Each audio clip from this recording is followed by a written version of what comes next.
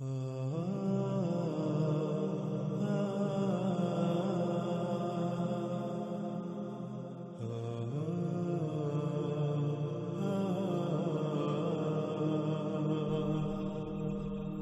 کے علاوہ کوئی ایسی ذات نہیں جس کی غلامی کی جائے، بس صرف اور صرف اللہ ہی کی غلامی کرو۔ اللہ سبحانہ وتعالیٰ نے کیوں صرف اور صرف اپنی ہی غلامی کا حکم دیا؟ اس کا جواب بھی اللہ سبحانہ وتعالیٰ اس آیت میں دے دیتے ہیں۔ اللہ سبحانہ وتعالیٰ کہتے ہیں کہ اگر ہوتے یا اگر تھے، یہاں ماضی کا صیغہ ہے، اللہ سبحانہ وتعالیٰ بنیادی طور پر یہ کہہ رہے ہیں کہ آسمانوں اور زمینوں میں تھے اللہ کے علاوہ اور الہ، یعنی کہ اللہ کے علاوہ اوروں کی بات مانی گئی، اوروں کی غلامی کی گئی، اس وجہ سے کائنات میں سب کچھ درہم برہم ہو گیا۔ قرآن کا اسلوب ایسا ہے گویا کہ ہم نے ماضی میں کچھ کیا تو ہمیں وہ بتایا جا رہا ہے، لیکن جب ہم قرآن کا ترجمہ کرتے ہیں، قرآن کو پڑھتے ہیں، تو ہم چونکہ اس دور میں اس وقت میں موجود ہیں تو ہم ماضی کے بجائے حال کو لیتے ہیں، تو اس کے مطابق ہم ترجمہ کرتے ہیں، اس کے مطابق ہم قرآن کو لیتے ہیں۔ لیکن قرآن میں اللہ سبحانہ وتعالیٰ نے ماضی کا صیغہ استعمال کر کے پہلے ہی یہ خبریں دے دی کہ ایسا سب کچھ ہو چکا۔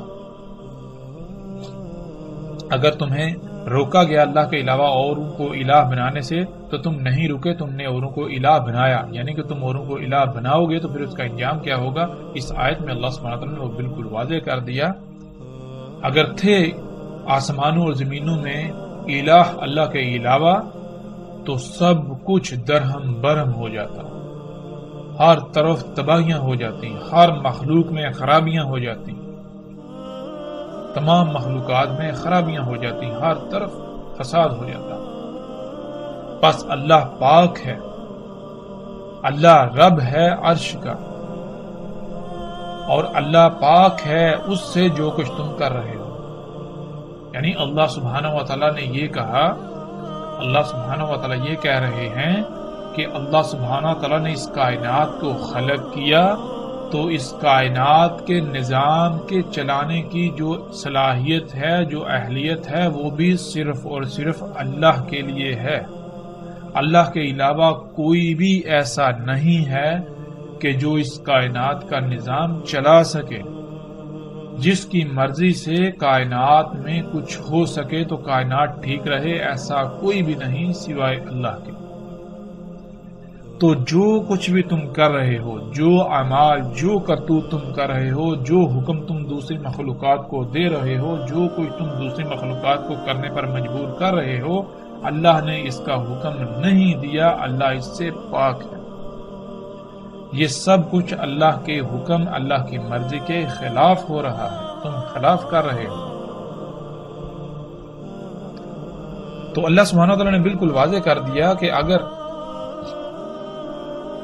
ہوتے آسمانوں اور زمینوں میں اللہ کے علاوہ اور الہ تو کیا ہو جاتا؟ تو فساد ہو جاتا۔ اس لیے اللہ سبحانہ وتعالیٰ نے کہا تھا کہ اللہ کے علاوہ اور کوئی الہ نہیں، اس لیے صرف اور صرف میری ہی غلامی کرو۔ تو آج ہم دیکھتے ہیں کہ آج کیا انسان اللہ کی غلامی کر رہے ہیں یا اللہ کے علاوہ اوروں کی غلامی کر رہے ہیں؟ اگر ہم تھوڑا سا غور و فکر کریں، اپنے ارد گرد نگاہ دوڑائیں، اپنے ہی گریبان میں جھانکیں تو حق ہمارے اوپر بالکل کھل کر واضح ہو جائے گا۔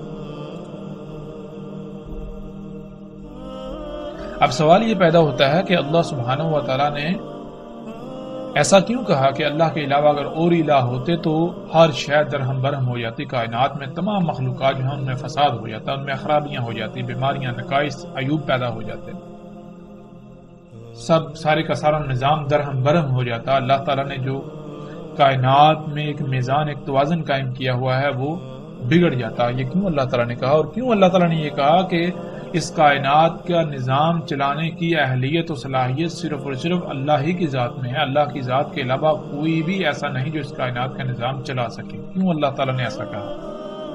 اور جو کچھ تم کر رہے ہو اللہ تعالیٰ اس سے پاک ہے، یعنی کہ یہ اللہ کی مرضی کے خلاف ہو رہا ہے، اللہ تعالیٰ ایسا نہیں چاہتا، تم اللہ کے مقابلے پر الہ بنے ہوئے ہو۔ ایسا کیوں اللہ سبحانہ تعالیٰ نے کہا؟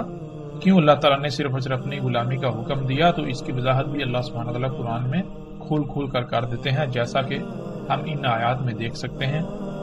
اللہ سبحانہ و تعالیٰ کہتے ہیں اور وہی ہے ذات جس نے خلق کیا آسمانوں اور زمین کو حق کے ساتھ۔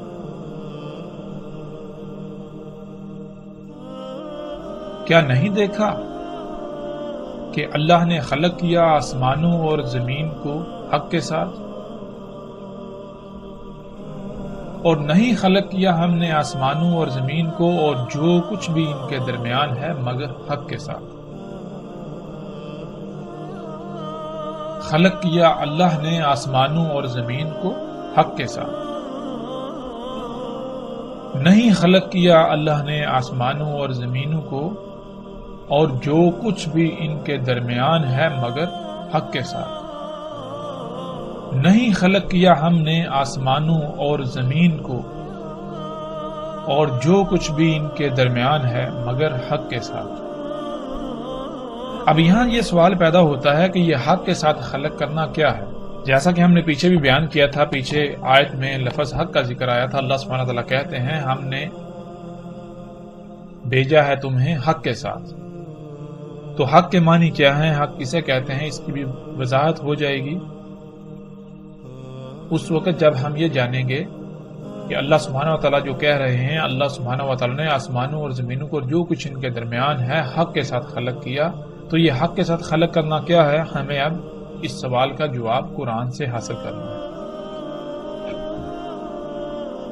قرآن اللہ کا کلام ہے، ایسا ہرگز نہیں ہے کہ ہم اللہ سبحانہ وتعالیٰ سے یہ سوال کریں اور اللہ سبحانہ وتعالیٰ اپنے اس کلام کے ذریعے ہمارے اس سوال کا جواب نہ دیں، ایسا ممکن نہیں ہے۔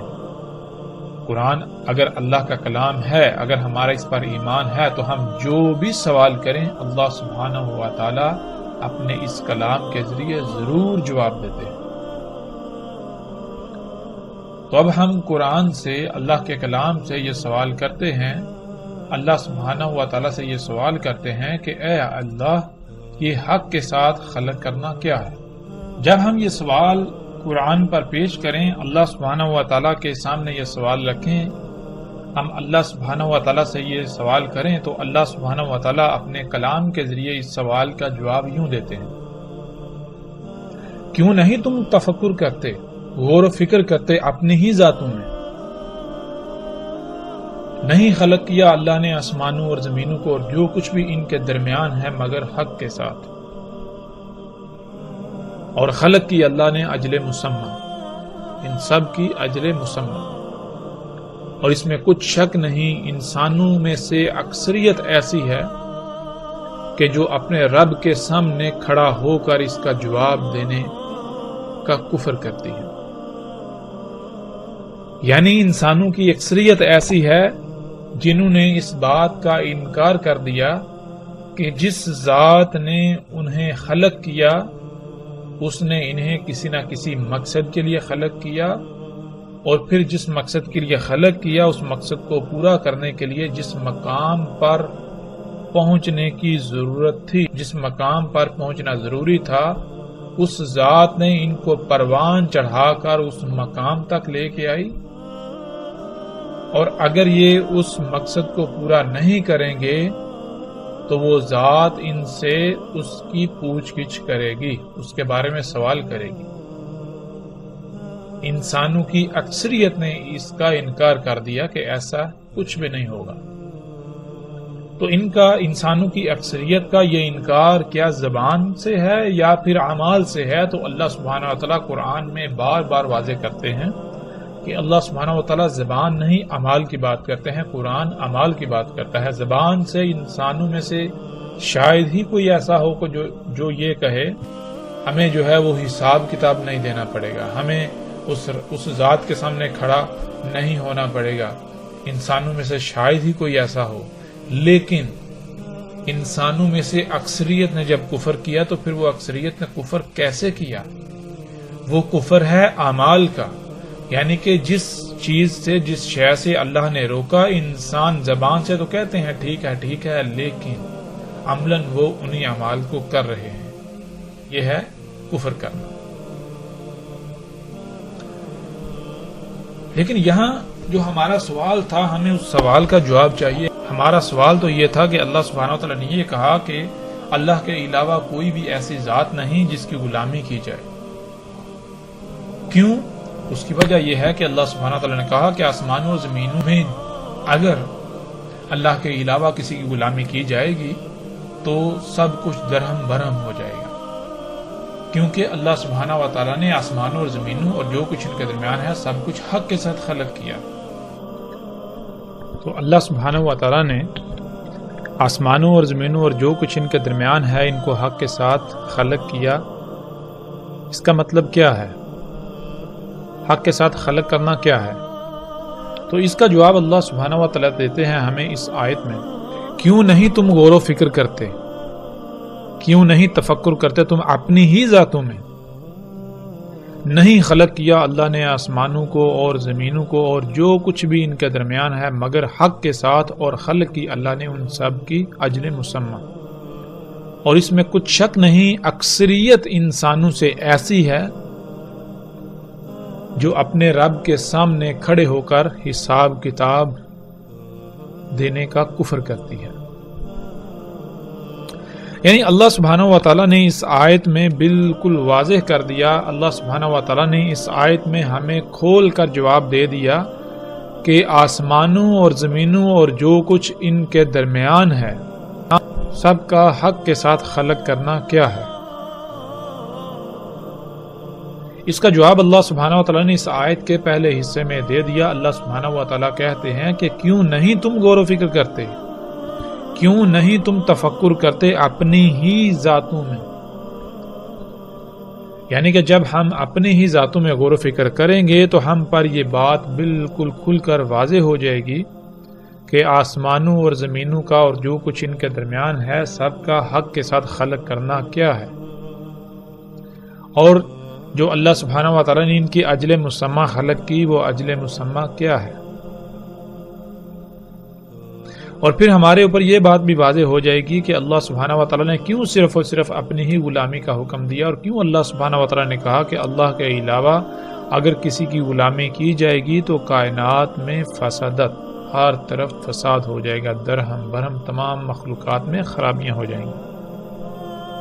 کیوں اللہ سبحانہ و تعالیٰ نے یہ کہا کہ اس کائنات کا نظام صرف اور صرف اللہ سبحانہ و تعالیٰ کی ذات ہی چلا سکتی ہے، اس کے علاوہ دوسرے کسی میں یہ اہلیت و صلاحیت نہیں کہ وہ اس کائنات کا نظام چلا سکے، یا پھر اللہ کے علاوہ اگر کسی کی ایک رائے برابر بھی بات مانی جائے اس کائنات میں، کسی کی مرضی کے مطابق اس کائنات میں رائے برابر بھی عمل کیا جائے تو یہ کائنات ٹھیک رہے، ایسا ہرگز نہیں۔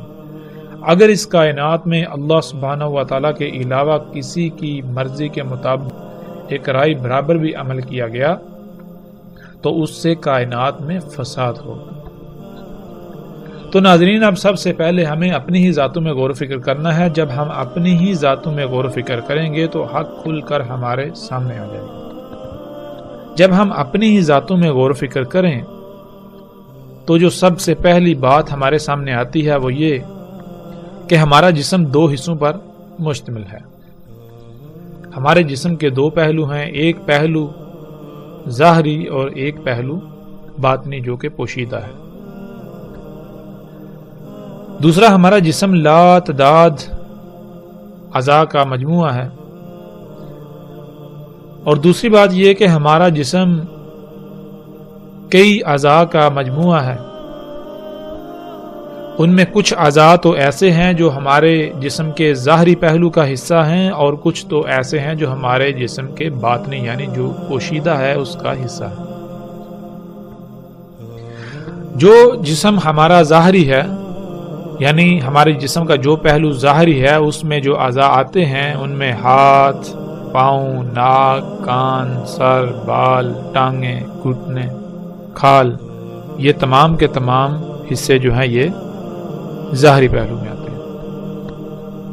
پھر ہم دیکھتے ہیں کہ صرف اور صرف یہ جو ظاہری حصے ہیں، ظاہری اعضاء ہیں، پورا مکمل جسم صرف اور صرف یہ نہیں ہے، بلکہ اس کے برعکس ہمارے جسم کا ایک باطنی پہلو بھی ہے، جس میں ہمارے دل، گردے، پھیپھڑے، خون، انتڑیاں اور ان سمیت کئی اعضاء آتے ہیں۔ پھر ناظرین جیسے جیسے ہم غور و فکر کریں تو ہم پر مزید جو بات واضح ہوتی ہے وہ یہ کہ ان تمام اعضاء کا کوئی نہ کوئی مقصد ہے، یعنی ان سب اعضاء کو کسی نہ کسی مقصد کے لیے خلق کیا گیا۔ اور اسے ہم یوں جان سکتے ہیں کہ اگر ہمارے پاؤں نہ ہوں تو اس سے کیا ہو؟ اگر ہمارے پاؤں نہ ہوں تو ہمیں کئی طرح کی تکالیف کا سامنا کرنا پڑے گا، ہم چلنے سے عاجز آ جائیں گے۔ اسی طرح اگر ہمارے ہاتھ نہ ہوں، ہماری آنکھیں نہ ہوں، ہمارے کان نہ ہوں، ہمارا ناک نہ ہو، ہماری زبان نہ ہو یا ہمارا دماغ نہ ہو تو ہمیں کن پریشانیوں کا، مصیبتوں کا، تکالیف کا سامنا کرنا پڑے گا، یہ بھی بالکل واضح ہے۔ تو اس سے ناظرین جو بات سامنے آتی ہے وہ یہ کہ اللہ سبحانہ و تعالیٰ نے ہمارے جسم کے تمام اعضاء کو کسی نہ کسی مقصد کے لیے خلق کیا۔ پھر مزید آگے بڑھتے ہیں، جب مزید ہم غور و فکر کریں تو ہم یہ دیکھتے ہیں کہ تمام انسانوں میں ہاتھ ایک مخصوص مقام پر ہیں، پاؤں ایک مخصوص مقام پر ہیں، آنکھیں، کان، ناک، سر، دماغ، یعنی جتنے کے جتنے اعضاء ہیں تمام انسانوں میں کسی ایک مخصوص مقام پر ہی کیوں ہیں؟ ہر انسان کی آنکھیں ایک ہی مقام پر ہیں، ہاتھ ایک ہی مقام پر ہیں، پاؤں ایک ہی مقام پر ہیں۔ ایسا کیوں نہیں کہ پاؤں کی جگہ ہاتھ ہوں، ہاتھوں کی جگہ پر ناک ہو، ناک کی جگہ پر کان ہو؟ ایسا کیوں نہیں؟ جب ہم غور و فکر کریں تو ہم پر یہ بات کھل کر واضح ہو جاتی ہے کہ اگر پاؤں کی جگہ پر سر ہو تو پھر ہم زندہ نہیں رہ سکتے، پھر ہمیں تکالیف کا سامنا کرنا پڑے گا۔ سر کو جس مقصد کے لیے خلق کیا گیا وہ مقصد صرف اور صرف اسی وقت پورا ہو سکتا ہے، سر اس مقصد کو تب ہی پورا کر سکتا ہے جب وہ اس مقام پر ہوگا جس مقام پر قائم ہو کر اس مقصد کو پورا کر سکتا ہے جو مقام سر کا ہے۔ اسی طرح جب تک پاؤں اپنے مقام پر نہیں رہیں گے تب تک وہ اپنا مقصد پورا نہیں کر سکتے۔ یعنی جیسے ہم نے غور و فکر کیا تو یہ بات بھی ہم پر بالکل کھل کر واضح ہو گئی کہ اللہ سبحانہ و تعالی نے نہ صرف ہمارے تمام کے تمام اعضاء کو خلق کیا بلکہ ان کو خلق کر کے جو ان کا مقام تھا ہر ایک کو ان کے مقام پر قائم کیا۔ جب تک یہ اپنے اپنے مقام پر قائم رہیں گے تب تک یہ اپنی اپنی ذمہ داری ادا کر سکیں گے، تب تک یہ اس مقصد کو پورا کر سکیں گے جس مقصد کے لیے انہیں خلق کیا گیا۔ بالکل اسی طرح ناظرین جو ہمارے جسم کے پوشیدہ پہلو میں اعضاء ہیں جیسے دل، گردے، پھیپھڑے، دماغ، خون، انتڑیاں، ان سمیت جتنے بھی باقی اعضاء ہیں وہ سب کے سب بھی اپنے اپنے مقام پر رہتے ہوئے اپنی اپنی ذمہ داری ادا کر رہے ہیں۔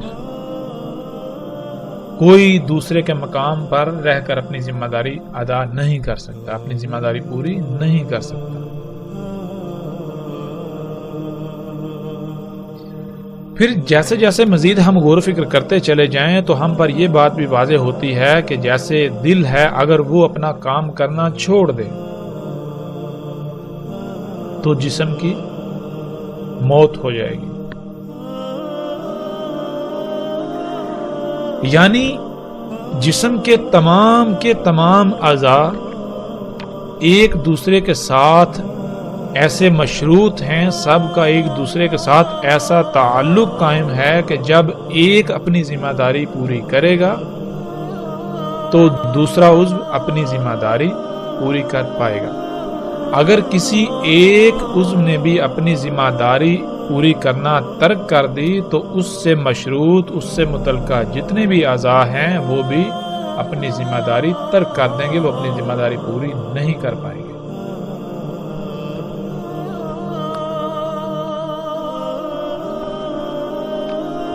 تو اس سے جو بات سامنے آئی وہ بات یہ سامنے آئی کہ اللہ سبحانہ و تعالی نے ہمارے جسم کو ایک مشین کی مانند خلق کیا۔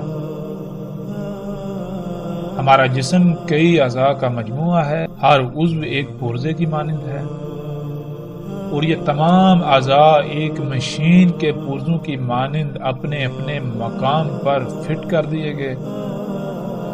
جب تک یہ تمام کے تمام اعضاء اپنے اپنے مقام پر رہتے ہوئے اپنی اپنی ذمہ داری ادا کریں گے تو پورا جسم گویا کہ پوری مشین بالکل ٹھیک رہے گی۔ اگر کسی ایک نے بھی اپنی ذمہ داری ترک کی تو اس پوری مشین کے اندر خرابیاں پیدا ہو جائیں گی، اور اگر ان خرابیوں کو دور نہ کیا گیا تو پھر یہ پوری کی پوری مشین ایک وقت ایسا آئے گا جب تباہ ہو جائے گی۔ پھر اسی طرح مزید جب ہم غور و فکر کریں، جب ہم پر یہ بات واضح ہو گئی کہ تمام کی تمام مخلوقات یعنی ہمارے جسم کے تمام اعضاء جب تک اپنے اپنے مقام پر رہتے ہوئے اپنی اپنی ذمہ داری ادا کریں گے تو پورا جسم ٹھیک رہے گا، پورے جسم کا نظام ٹھیک رہے گا۔ جب بھی کسی ایک نے بھی اپنی ذمہ داری ترک کی یا لاپرواہی کی، کمی کی یا کوتاہی کی تو اس سے بھی اس جسم کے اوپر منفی اثرات مرتب ہوں گے۔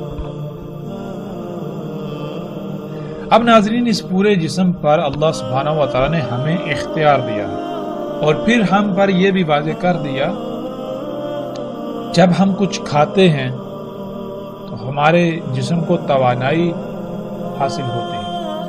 اگر ہم کچھ اچھا کھائیں گے تو ہمارا جسم جو ہے اس کو فائدے حاصل ہوں گے، وہ توانا ہوگا، مضبوط ہوگا، اسے قوت حاصل ہوگی۔ اور اگر ہم کچھ اچھا نہیں کھائیں گے، اگر ہم کچھ زہر آلود کھائیں گے تو اس سے ہمارا جسم کیا ہوگا؟ وہ لاغر ہوگا، مفلوج ہوگا، اس میں سستی پیدا ہوگی، کاہلی پیدا ہوگی۔ ہم جو کچھ بھی کھاتے ہیں، خواہ اس کی مقدار کم ہو یا زیادہ ہو، اس کا رد عمل ضرور مرتب ہوتا ہے۔ ہم جیسے ہی اپنے جسم میں گہرائی میں جا کر غور و فکر کریں گے تو ہمیں یہ بالکل واضح ہو جائے گا کہ اگر ہمارے جسم میں کوئی رائے برابر بھی عمل ہوتا ہے تو اس کا رد عمل ضرور ظاہر ہوتا ہے۔ اگر عمل اچھا ہوگا، مثبت ہوگا تو اس کا رد عمل مثبت سامنے آئے گا، اور اگر عمل جو ہے وہ منفی ہوگا تو اس کا رد عمل بھی منفی سامنے آئے گا۔ تو اللہ سبحانہ و تعالیٰ نے ہمارے جسم میں تمام اعضاء کو خلق کر کے ہر ان کو اپنے اپنے مقام پر رکھ دیا، یعنی کہ ایک بہترین توازن قائم کر دیا، جس کا اللہ سبحانہ و تعالیٰ سورہ رحمان میں بھی ذکر کرتے ہیں۔ اللہ سبحانہ و تعالیٰ کہتے ہیں اور وضع کر دیا میزان، یعنی توازن قائم کر دیا۔ جب ہم نے اپنی ہی ذات میں، اپنی ہی ذاتوں میں غور و فکر کیا تو ہمیں ہر لحاظ سے اللہ سبحانہ و تعالیٰ کا وضع کردہ میزان نظر آیا۔ ہمارا جسم، اس میں ایک انتہائی غیر معمولی توازن قائم ہے، اور یہ توازن کب تک قائم رہے گا؟ اس کا جواب بھی اللہ سبحانہ و تعالیٰ نے قرآن میں بالکل واضح کر دیا۔ سورہ الرحمن میں ہی اللہ سبحانہ و تعالیٰ کہتے ہیں، جان لو جو تمہیں ہدایات دے دیں ان کے خلاف اس میزان میں ہرگز مت کرو۔ یعنی اللہ سبحانہ و تعالیٰ کہہ رہے ہیں کہ جان لو جو تمہیں ہدایات دے رہی ان ہدایات کے برخلاف، ان ہدایات کے برعکس کوئی بھی عمل نہ کرو اس میزان میں۔ پھر آگے اللہ سبحانہ و تعالیٰ کہتے ہیں، اور قائم کرو وزن قسط کے ساتھ اور نہ خسارہ کرو میزان میں۔ جو ہم نے توازن قائم کر دیا اس میں خسارہ نہ ہو۔ تو خسارہ کیسے ہوتا ہے؟ قسط کے ساتھ وزن اس میزان میں قائم کرنا کیا ہے؟ اس کو بھی ناظرین ہم یہاں پر جان لیتے ہیں تاکہ ہم پر ہر لحاظ سے ہر بات بالکل کھل کر واضح ہو جائے۔ مثال کے طور پر صبح ہم اٹھتے ہیں، کھانا کھاتے ہیں، اس کے بعد کام کرتے ہیں، تو کیا ہوتا ہے؟ جسم کو کھانا کھانے سے جو قوت حاصل ہوئی تھی وہ آہستہ آہستہ ختم ہو جاتی ہے. وہ قوت ہم نے صرف کر دی، استعمال کر دی، کم ہو. تو اللہ سبحانہ و تعالیٰ یہ کہہ رہے ہیں کہ ایسا ہرگز نہیں کرنا کہ جو قوت جسم میں ہے وہ تو استعمال کر لو لیکن واپس جسم کو وہ قوت فراہم نہ کرو. ایسا نہیں کرنا. قسط کہتے ہیں مثال کے طور پر ایک ترازو ہے، اس کے 2 پلڑے ہیں، دونوں پلڑوں میں برابر برابر وزن کی اشیاء رکھی ہوئی ہیں. تو اگر آپ اس کے ایک پلڑے سے کچھ اٹھاتے ہیں تو وہاں اتنا ہی وزن دوبارہ رکھ دینا تاکہ وہ جو میزان ہے، جو توازن ہے وہ برقرار رہے، توازن بگڑے نہ. تو اللہ سبحانہ و تعالیٰ نے جو ہمارے جسم میں میزان قائم کر دیا، ہم نے قسط کے ساتھ اس میزان کو قائم کرنا، یعنی اپنے جسم میں جو کچھ استعمال کرنا ہے واپس اس جسم کو اللہ کی ہدایات کے مطابق وہ فراہم بھی کرنا ہے. جب تک خالق کی ہدایات کے خلاف کوئی عمل نہیں ہوگا تب تک خالق کی ہدایات کے مطابق اس میزان میں عمل کیا جائے گا تو اس میں کوئی خسارہ نہیں ہوگا، کوئی کمی نہیں ہوگی. اور جب ہی ہم نے خالق کی ہدایات کو نظر انداز کیا تو اس میزان میں خسارہ ہو جائے گا.